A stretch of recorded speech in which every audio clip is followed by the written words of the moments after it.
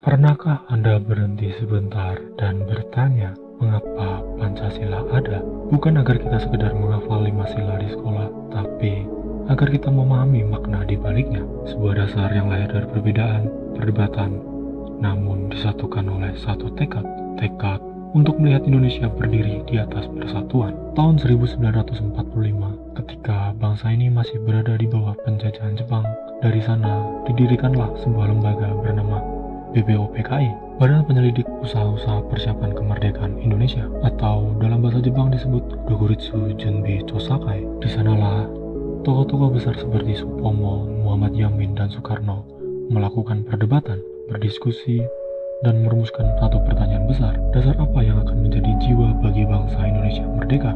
Pada 1 Juni 1945, Karno berdiri dan menyampaikan pidato bersejarah.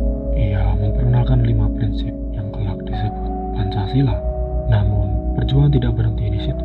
Pada 22 Juni 1945, lahirlah Piagam Jakarta, hasil kompromi dan musyawarah luar biasa antar berbagai golongan.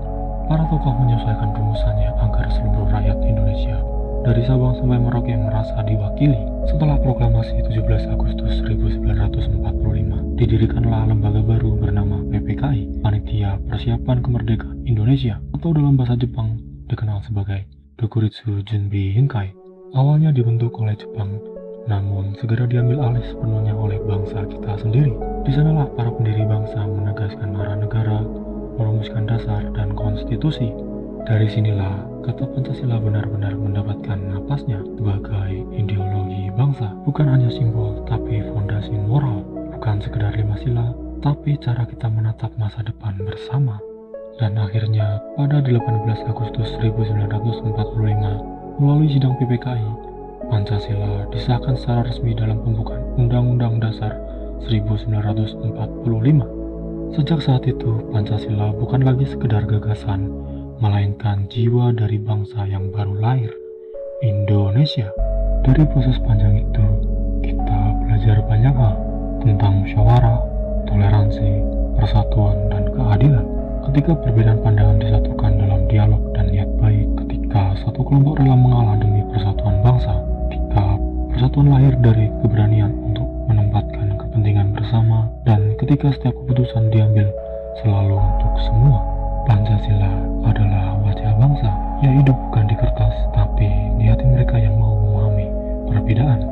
Kadang saya berpikir, apa jadinya kalau para pendiri bangsa menyerah pada perbedaan? Mungkin negeri ini takkan pernah berdiri. Kini kita hidup di zaman digital, di mana perbedaan pendapat bisa muncul di layar kecil dalam hitungan detik. Kita sering cepat berbicara, tapi lamban untuk mendengarkan.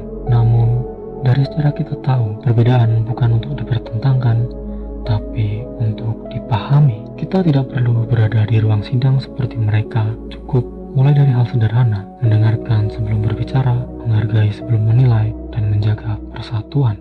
Pancasila bukanlah sekedar sejarah, namun ia adalah arah, kompas moral yang menuntun kita menatap masa depan Indonesia yang adil, berdaulat, dan bersatu.